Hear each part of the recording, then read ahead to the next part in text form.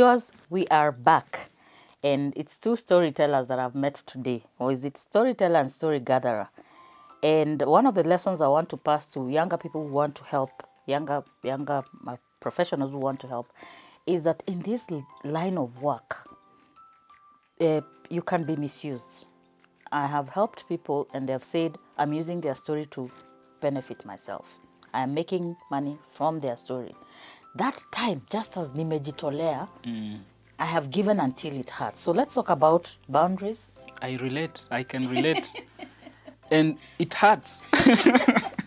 There's nothing worse than when you have gone out of your way to do your best, denied even yourself, sacrificed the things that you really need yourself to help someone, and that person then flips the coin and calls you names, making you look like a fool, like you are taking advantage of them, when you have never in any way humanly possible gained anything materially or otherwise from them. In any case, you have given almost to the level of giving your soul. Yes. And then that person is not even appreciative. Not that you wanted them to come and kneel before you or anything. But they go and flip the story. Yes. And say you've taken advantage of them. It is sad, Yes. but unfortunately it's a reality that we live with.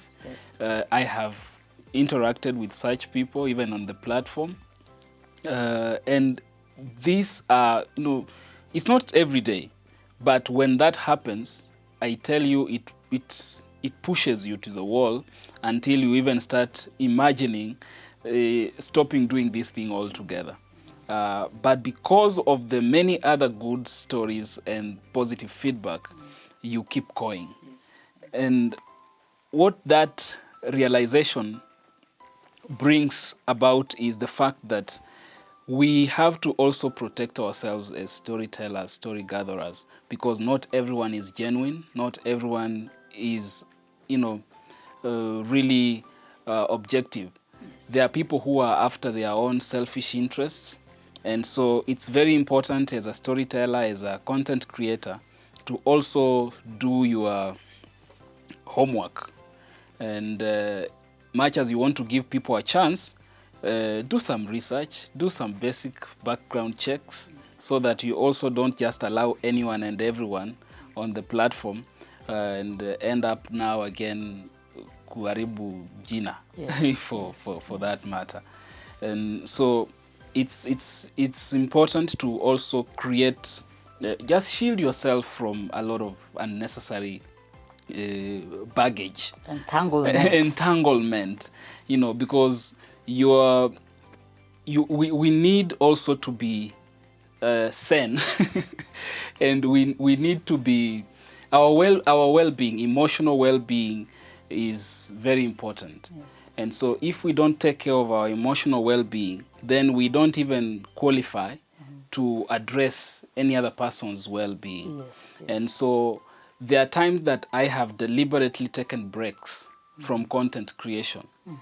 And I'm sure when I'm doing that, the channel is suffering in terms of numbers, but I would rather lose those numbers and maintain your wellness. Maintain my wellness. I'm very particular, I'm very deliberate about that.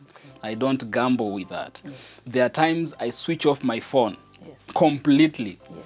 And because if my life stops today, those people's lives will go on. They will go on. True. So I cannot allow myself again now to subject myself into that kind of toxicity in the name of playing hero. Yes. You can't save everyone, you can't be the only savior. Yes. And so it's important for you to take care of yourself, even as you try to take care of other people. Be deliberate about it. Don't be apologetic about it. There are those who will, call you names. Oh, you're selfish. Yes, I'm selfish for me. Or you so took that my I can story and you got likes, and now you don't want to talk to me. Yeah. And I've talked, my previous guest, who is a human rights defender, I was saying these days I make people sign, giving me consent. Yeah. I've worked with people for 4 years and they've kicked me. And I've brought people into my house and they've turn the story around. And I've been accused of wanting to start an organization because I was helping this particular group of people. That brings me to really being despised because like someone wants to come to shared moment with Justus, only as a stepping stone to go to another channel. Have you recorded have you recorded stories that you did not air for these reasons? Yes, I have. I have recorded stories that I never aired because in the process there are different stages where you at the first stage before you even record you get trying to gather information about this person and everything Background else, check, background really checks, yes, you know. But sometimes it's not as thorough.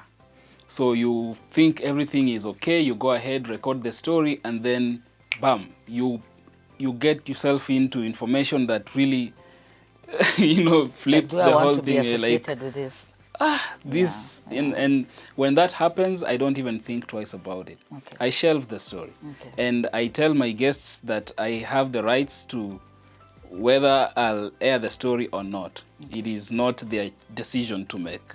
I am the one who decides. Okay. And so if by any chance I realize that by airing this story a lot is, it was going, stick. then I don't air it. So we find ourselves as storytellers, we find our passion, we find, I didn't make a mistake, this is something I was born to do. And for you, the door has opened through your hospitality because you're not repelled by people. There are people who are very private. I found you so welcoming to a fault because I see the younger version of me in you, where I open the door and sometimes your family gets hurt. Now, in terms of resources, people saying, YouTube will pay, and so you owe me because you have views. Yeah. In terms of resources, what are the lessons? Two things I'm asking you today. Sometimes I ask 3 questions in one. Didn't go to school of journalism. I'm just an African storyteller tukae around a fire tuongee tu anyhow. But there are 3 things. One, resources. Straining our resources. And let's start with the resources. What are the lessons that you've learned in terms of kutoa kwa hii mfuko from your children's mouth to another child whose mother is more desperate? What are you learning about resource management in telling stories? I think resources here, is not just monetary. Yes. Resources is a lot of things. Even time is a resource that sometimes we forget to account for. Yes. And space, privacy, like you mentioned, for the longest time I've been doing these stories in my house, So I have denied my family an opportunity to have an ideal home environment, and transferred that to some strangers, and so in terms of resources, when I started, I was single-handedly putting in resources into the platform. At least now we are at a level where we are able to get some revenue from YouTube that supports, some of the production work. Yes. But initially it was entirely on me. For the first 1 year and a half, entirely, on me. And sometimes people don't even think that it costs anything to put up a production. But for some of us who also love quality productions, then you would have to invest even in terms of equipment and personnel so that you produce the best. And so I have put in quite some resource, and it's not been easy, especially when you are putting in money and there's no return on investment. But for me, the greatest return has not been monetary. And that's why I've been able to put in as much as I can, because I know the return that I'm getting is more than any, money, anything that money can afford. But what I have learned also is it's important to be strategic, because I have now given it a business approach, so that I also look at ways through which this thing can be self-sustaining. And when it is self-sustaining, then the burden becomes light. I'm able to concentrate and focus on the work. I'm not worried about, bills and those kind of things. And so being strategic then means that taking advantage of the opportunities that the network provides to make some money on the sideline. If it's about getting partnerships who can also come in and take care of certain costs, adverts or things like that, that goes a long way in making sure that you stick to your business. You're not worried about so many others, things that really vying for your attention. Yes, like one YouTuber, they're called law tubers these days, who are lawyers and doing YouTube, says, let's do the YouTube thing, like subscribe and do this. And let's do those YouTube things even here. Now, in terms of being despised because nobody knows you, and being compared with big networks and big names, when now you find all these people who are coming to your channel because they have a product, they have their own channel they are building, and as soon as they come and tell your story, the moving stories are followed. You will find Kenyan. Hello, Kenyans. Hi. You have mambos. You come to someone's kiosk and you open a kiosk in someone's kiosk. So people will go to shared moments with Justus and you say, this story is so moving. Please take it to this person. This is the only person who can tell this story well. So we just go back to that prostitution of pain, where our story, if it's sensationalization of stories, it means if it's a humble beginning like your channel, like I started, I had a guest before I had a subscriber, and you are my third guest. And I know the challenges along the way, but I'm just saying, how do you overcome this being despised because of being small? You have to believe in yourself, and not just believing in yourself for the sake of it. You have to really stand to be counted. You have to do something that makes a difference. People would not just, they would dismiss you, and they should, if they don't know what you're doing or how that impacts their lives. People would only be interested if whatever it is you're doing touches their lives. People are selfish naturally. So if whatever you're talking about or doing or singing about does not affect me in any way, I would not even listen to it. So until and unless I realize that whatever it is you're talking about affects me, then I'll be concerned. Then I'll listen to it, and then I'll act. And so we might not blame them so much, those who are dismissive at the beginning, because it's our beginnings, so nothing much is known about us. It is humble. But we should be encouraged that consistency would yield. So if you believe in what you're doing, consistently do it until someone else starts believing in it. And before you know it, the network will grow and it will actually outgrow you until it no longer becomes your thing. There are those who would now consider it their thing more than yours. And that reminds me of how shared moments now became a community of itself. And people were like, this is our platform. This is not your channel. This is and you can't even our space. This co-hosting business, and that's why I've brought you, so that people can see. I post so much of you, and people wonder what the collaboration is. The collaboration for me is because of being inclined to human rights. I'm sensitive enough to know there are journalists who've gone to school, but they don't have it. It's like musicians. There are those who learn by ear. And for me, being conscious of the fact that we did a story of McKenna, I need partners with big networks, but I have to hold you accountable. How are you training your journalists? Because we do a story, and this case is not resolved, and the story goes through so many hands, and it comes out on the other hand and calls this girl ex-convict. And so I want to look at, now you've done the stories of just giving people a blank slate to tell their stories.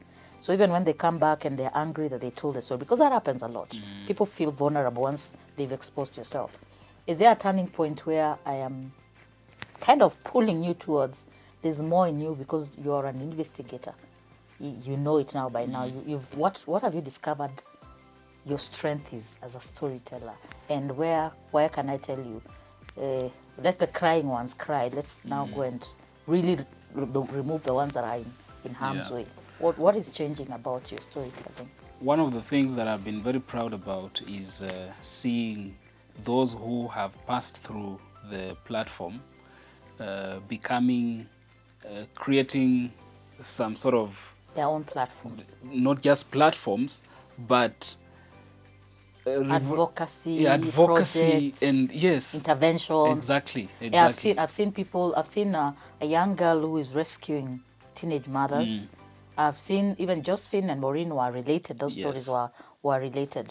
But now I want a proud moment for me who goes and tells stories privately because they have legal implications. But I want us to go to just do an example of what we were able to do for McKenna. And we lose an opportunity of advocacy, like creating awareness that this is not the only girl or boy who are languishing in prison.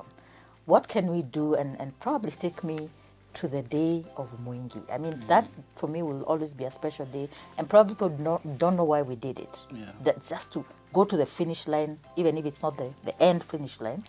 But getting up at 5 a.m., was it Yeah. 4 a.m., so that you could pick me and we could drive all the way to Mwingi. Is that one of the stories? It's Am I forcing things? no, Is no, one no, of the stories no. that It's. I hear you. I hear you. And what you're saying is, which I agree, is this is more or less a baseline. This is a beginning, an icebreaker. Yes. It only helps us. It reveals that we have that capacity? that we have the capacity, and it also opens our eyes into deeper issues Yes. that affects our society. Yes. And so we have to go beyond just the face of it, which is now creating awareness and exposing now things much more deeper in a documentary style, Yes. kind of doing things. And so I think, yes, ultimately, I'm looking forward to being able to put together a team because it's not something that can be done by one person.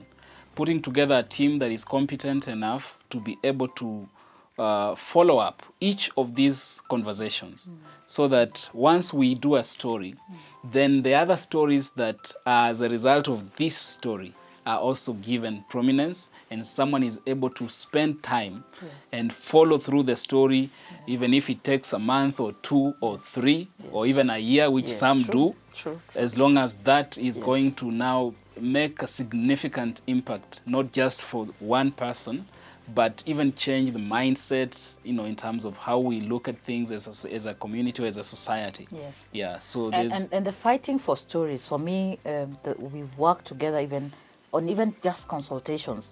I found that people want the story that was in shared moments with Justus. Or let's do a storyteller, but let's tell a story for justice together. Then you run with the story. And there's a story I want us to do together again, which I followed for 1 year.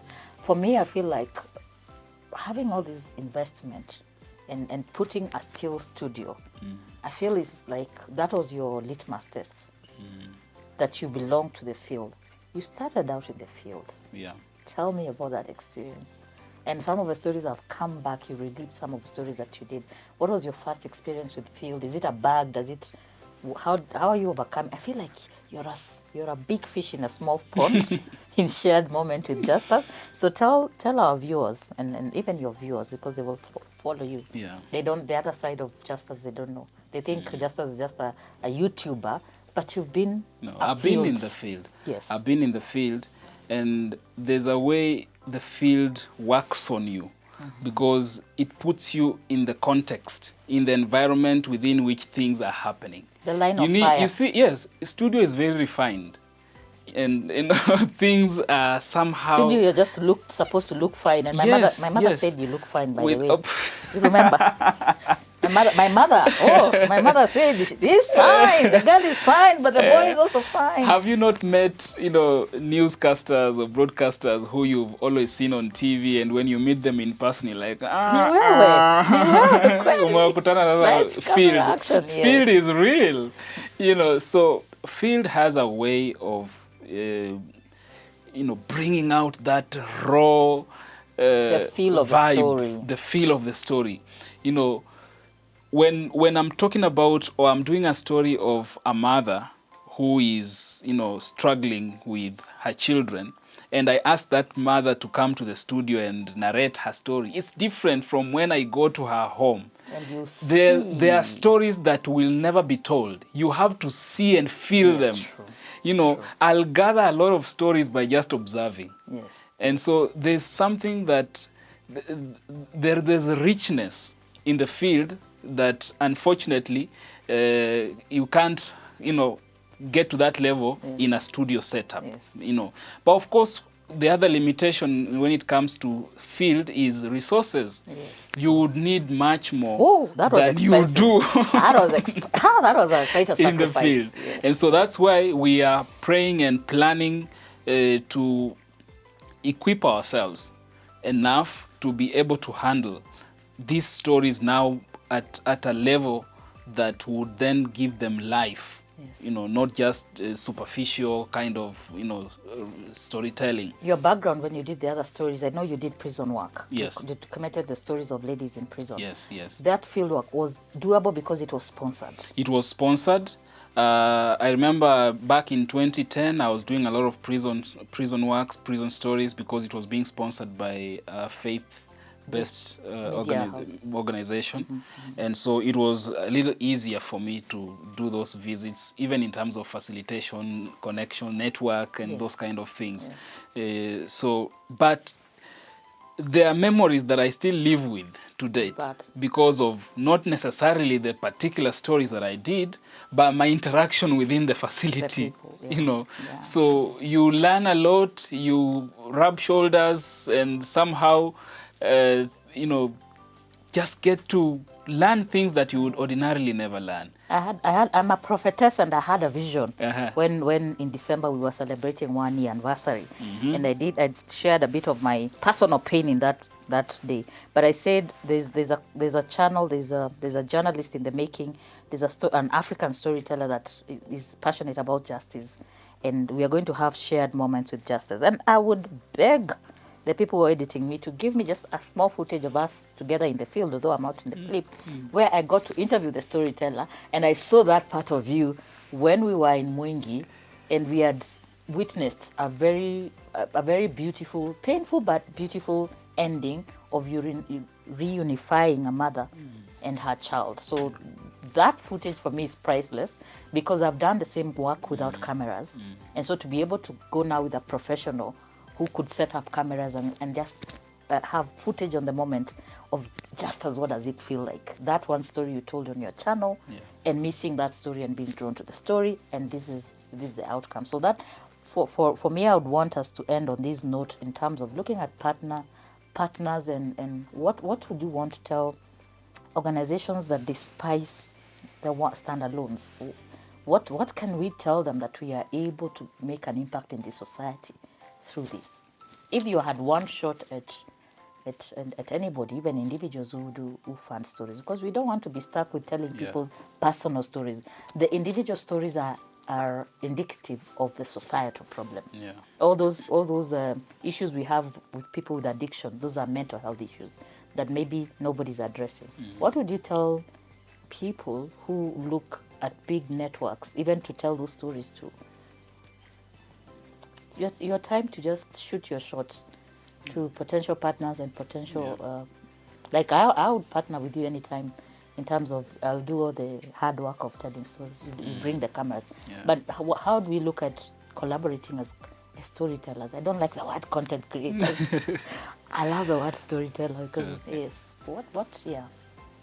it's something that I wouldn't really know how to even ask, but I think it's very important that we collaborate, that we partner, especially with people who espouse things that as a society, as a community, we hold dear, we are passionate about, and things that we know deep down that are going to make a difference tomorrow, if not today. And so if you feel that some of the things that we have been talking about, addressing on our platforms, are things that you relate and you wish that would be done at a much greater and grander scale, then reach out. I mean, sometimes we allow our egos to, go ahead of us, And imagine that you reaching out to someone because they are Small beginnings. small, it will make you look like, desperate and all that. Yes, No, yes. there's nothing wrong. If I have an opportunity to reach out, I will. If you do, kindly reach out. The truth is we need support. Yes. We need to support each other. And so if you need to collaborate, if you need to partner, Redemptor, yourself, you're doing a great job. But truth be told, you need partners. Yes, You need someone who would be able to do the other thing that I can't do. you can't do, Yes, because it's a lot. Yes, true. And so do I. So I think I'm open. We are open to partnership. Yes. We are open to collaboration that will be able to transform our society. At the end of the day, we wish to see a society that is better than what some of us, grew up in, And a society full of begging attitude is because what shared moment with Justus is doing probably is just a drop in the ocean. Yeah. And when we say we are looking for partners and resources, it's not just money. Yeah. We need counselors who will. I was asking when we got McKenna out and counseling services. Ooh, it's been a while since I went for therapy. It's 3,000. How is someone who's come out of prison going to afford that kind of thing? So we're looking at ways we can partner. A lot of people who are storytellers who now have access to TV kind of storytelling want to be an opera. Let me tell you the challenge we are having is when you look at big networks, they don't just tell a story. Yeah. They do follow up. They have sponsors who see this woman went through this and can they come in. But the biggest part is that psychological support that I think your channel will need. Like even those who are, like you mentioned, those who are coming out of prison, maybe someone has been in prison for the longest time. Yes. Releasing them or giving them back their freedom. Yes. They are coming out to a society that is also hostile. Yes. And so they need what we would call half homes to even just prepare them and help them acclimatize and reintegrate in a way that would be helpful to them and the community. So partnership, as you say, is not just monetary. Given the kind of stories that we are doing, stories of addiction, you would need, rehabilitation centers and those kind of, partners. So there's quite a lot, I agree. I feel like the bit of our storytelling, if we go back to Ubuntu, our Utu, if we go back to it, we pass the baton. It's like a mother nurses the baby, then gives to the next part, a father plays their part. And I wish all storytellers that we've interacted with and other stakeholders would realize when I touch a story, don't drop it. Because that has happened to me. And I've seen a case where someone said, she was taken. Because we are so used to the NGO, not the charity or mentality of kuchukua. And we have to give back some of these problems back to the communities where they came from. So if this is your daughter and she was probably put in prison, she is not my responsibility. I'm just acting as a storyteller. So my appeal to the communities that we tell stories about, if you see someone from your community has been featured in a story, don't think it's a responsibility of Justus. Let's go back to rejele utu wetu. I think that's what I leave us with as storytellers, so that we tell stories that show our humanity more than our weakness and our evil side. And viewers, I'm here to celebrate Champions for Justice, and I have a segment where I say it's Sons of Africa. Feminists, musinichape, I'll put daughters, because today I have a fine son of Africa righting the wrongs of Africa. And I feel like shared moments with Justus Nando at a personal level is a son of Africa who is writing through his camera the wrongs of Africa. Thank you for watching our show. Please go and follow Justus, and do not spice small beginnings. Join me if you think the way you're telling your stories is having an impact in society. Kwa hayo na mengine mengi, peace. Wasisahau kusubscribe. You've been holding your upside down. Okay. So subscribe and it will go a long way. Yes. Maybe that way is when I'll afford to tell the next story. See you soon. Asanteni. Thank you so much and pleasure. Just as last word, nikikuja nitapata chakula. Chakula utapata. Tena kwa wingi sana. and the bit you said about self-care and boundaries, I just want to encourage you, in as much as we sometimes overstep and bring strangers into our spaces, we're also teaching our children. Of course, we have to be cautious about security, but we're also teaching them to care for others. So the little that you've done, let's look at the good and not the harm Sure, that you can sure. do. And it was necessary because God was testing your faithfulness to this calling. So God bless the work of your hands, Amen. your family, and let's keep doing this. Thank you. Asante sana. Redemptive stories from Africa. Wow.